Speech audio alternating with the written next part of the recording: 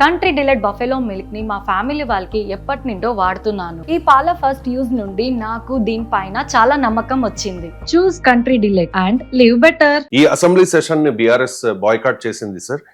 Speaker ఏకపక్ష వైఖరి అలాగే సీఎం అప్రజాస్వామిక ప్రవర్తనకు నిరసనగా అసెంబ్లీ సమావేశాలని బాయ్కాట్ చేస్తున్నట్లుగా బీఆర్ఎస్ ప్రకటించిన పరిస్థితి. మరోవైపు కవిత కూడా డిమాండ్ చేస్తూ ఉన్నారు సార్, కేసీఆర్ సభకు రావాలి, ఆరోపణలు ఉన్నాయి ఆయన మీద, వాటన్నిటి మీద సభలో మాట్లాడి చిత్తశుద్ధిని నిరూపించుకోవాలి, లేకపోతే బీఆర్ఎస్ పార్టీని దేవుడు కూడా కాపాడలేడు అంటూ కవిత డిమాండ్ చేస్తున్న పరిస్థితి. ఈ ఆరోపణల మధ్య కవిత డిమాండ్ నేపథ్యంలో ఈ అసెంబ్లీ సెషన్ ను బీఆర్ఎస్ పార్టీ బాయ్కాట్ చేసింది సార్. బీఆర్ఎస్ వ్యూహం ఏంటి?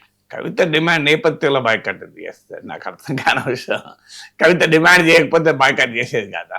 సో మీకు అది బోడగుండకు దేనికి అంటారు సార్, లింక్ పెట్టారు. కవిత డిమాండ్ చేసిన నేపథ్యంలో బాయ్కాట్ చేసిందా నాకు చెప్పండి. వాళ్ళ కవిత డిమాండ్ చేయకపోతే బాయ్కాట్ చేసేదా? బాయ్కాట్ చేసినాక కవిత డిమాండ్ చేసింది.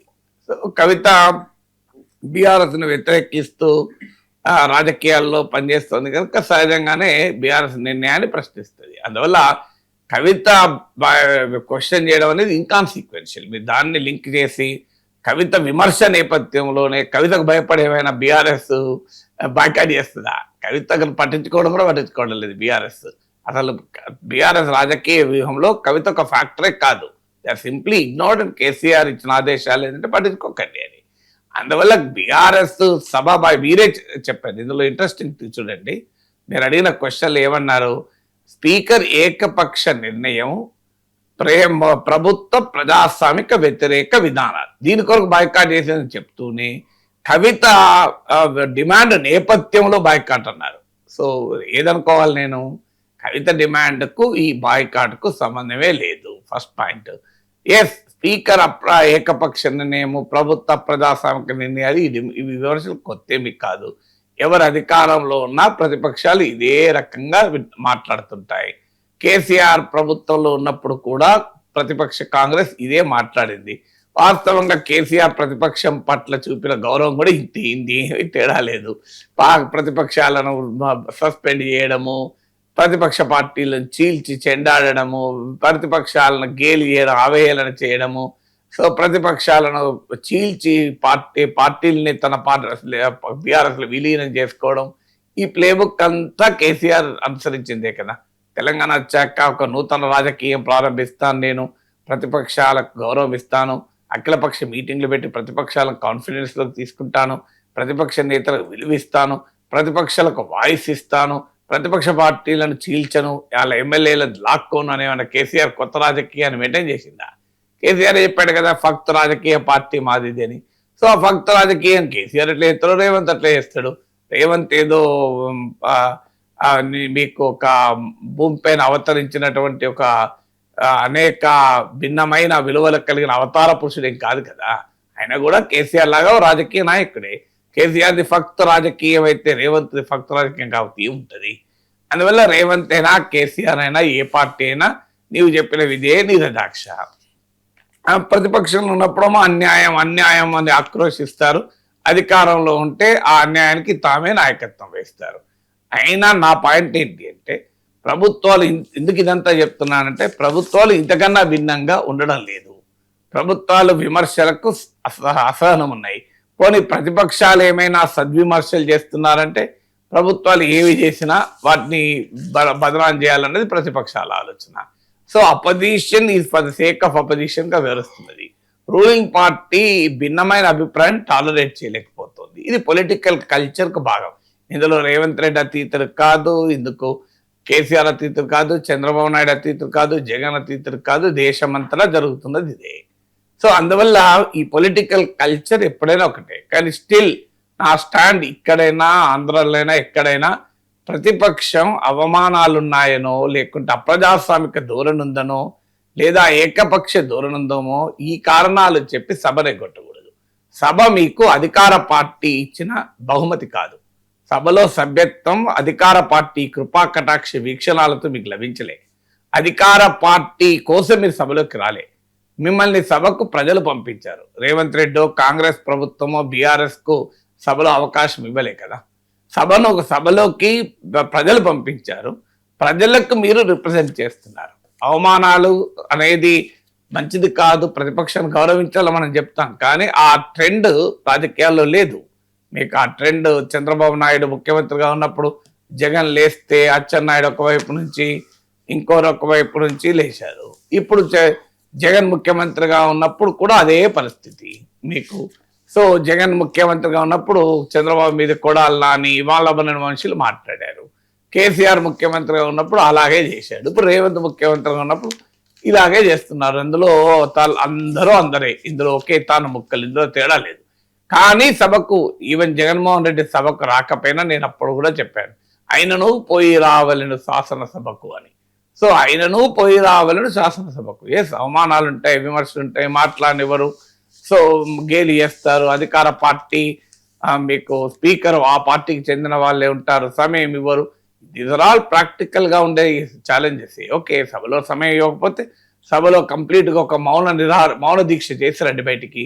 మమ్మల్ని సభలో అవకాశం ఇస్తలేరు, అందువల్ల మేము మౌన దీక్ష చేస్తామని చెప్పి సభలోకి వెళ్ళి మొత్తం మౌనంగా ఒక 4 గంటలు ఉండి బయటకు వచ్చి మాట్లాడిన ప్రెస్ కాన్ఫరెన్స్, అది కూడా ఫార్మ్ ఆఫ్ ప్రొటెస్టే. నేను జగన్మోహన్ రెడ్డి విషయంలో చెప్పాను, నాకు టైం ఇస్తలేడు. జగన్మోహన్ రెడ్డి అయితే విచిత్రమైన డిమాండ్, చంద్రబాబు నాయుడుకి ఇచ్చినంత సమయం నాకు కావాలంటాడు. మరి చంద్రబాబు నాయుడుకి వచ్చిన ఓట్లు నీకు వచ్చాయా? చంద్రబాబు నాయుడుకి వచ్చిన సీట్లు నీకు వచ్చాయా?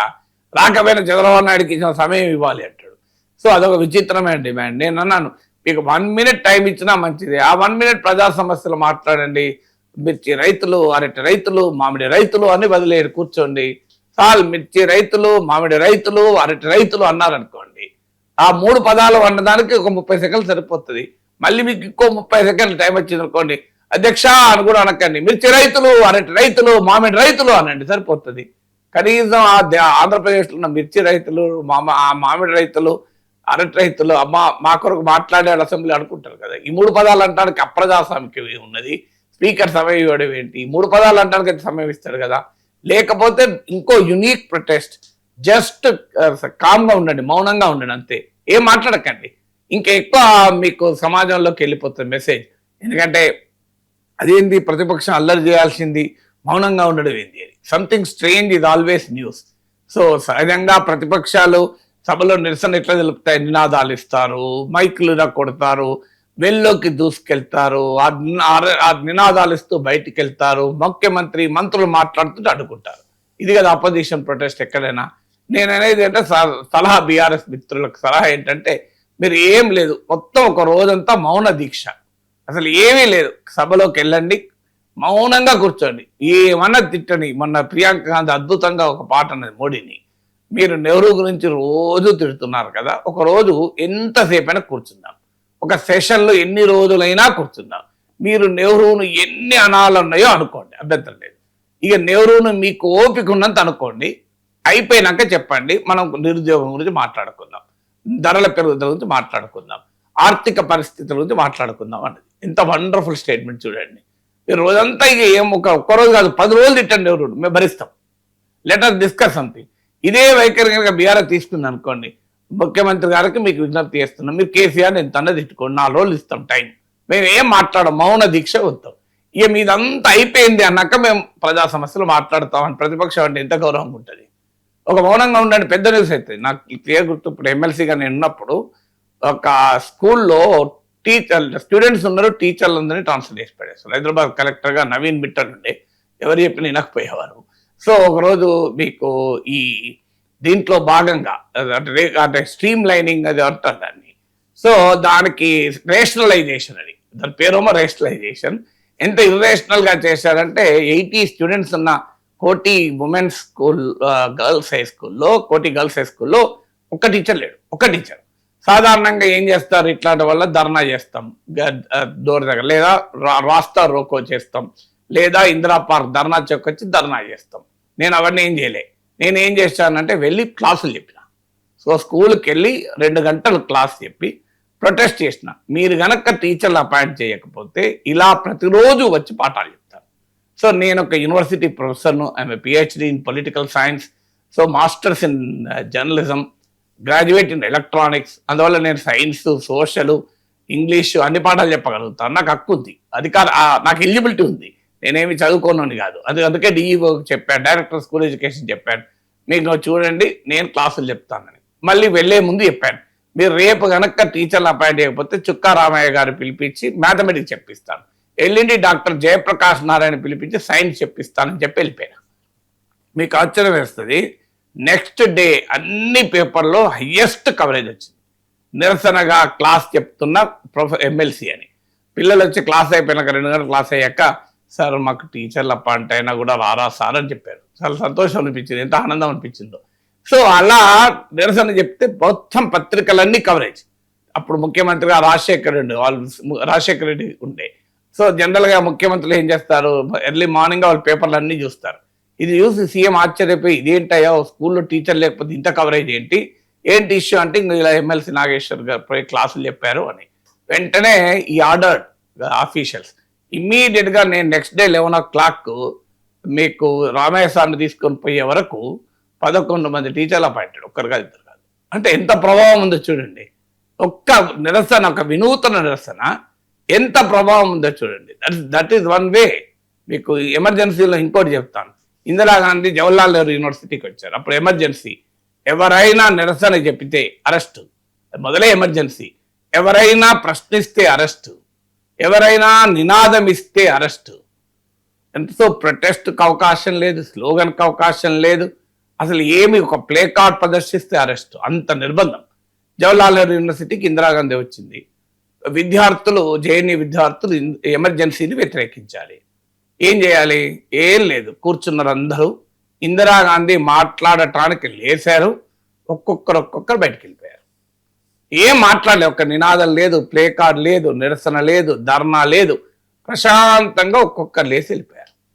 లేచి వెళ్ళిపోతున్న వాళ్ళనైతే నువ్వు ఎందుకు వెళ్ళిపోతున్నావు అని చెప్పి అరెస్ట్ చేయలేదు కదా. సో ఏదైనా అవసరం కూడా బయటకు వెళ్ళొచ్చు కదా.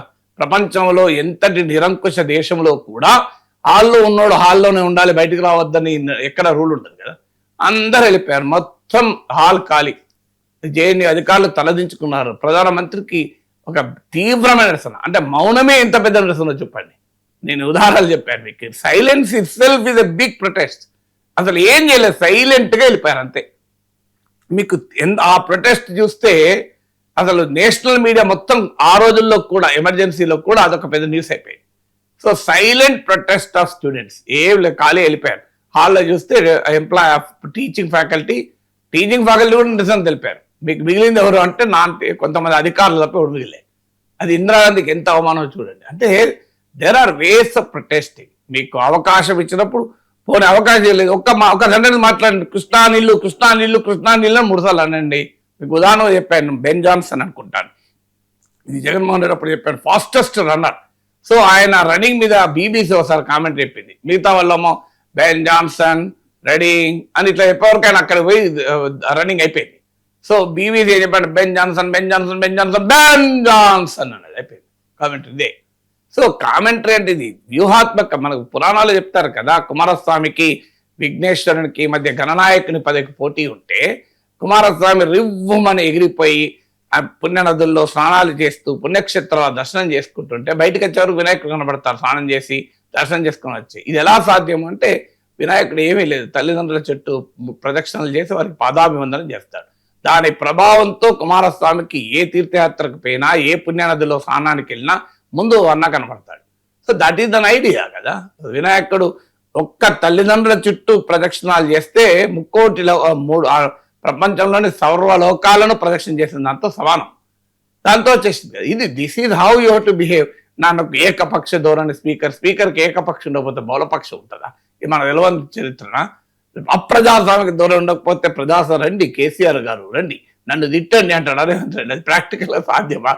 So that is how legislature is.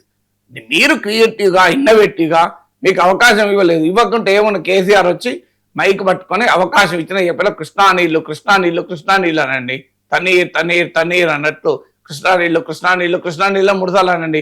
దేశమంతా అదే చర్చ జరుగుతుంది, కృష్ణా నీళ్ళు అని కేసీఆర్ అన్న బయట సోషల్ మీడియాలో వైరల్ అవుతుంది. ఎంతమంది చర్చించుకుంటారో చూడండి. మీరు అర్ధ గంట కాదు 2 గంటలు ఉపన్యాసం ఇచ్చిన దానికన్నా ఎక్కువ వాల్యూ ఉంటుంది. So do it. There are way when there is a will there is a way there is a will there is a way అని ఇంగ్లీష్ ఉంది కదా. మనసుంటే మార్గం ఉంటుంది.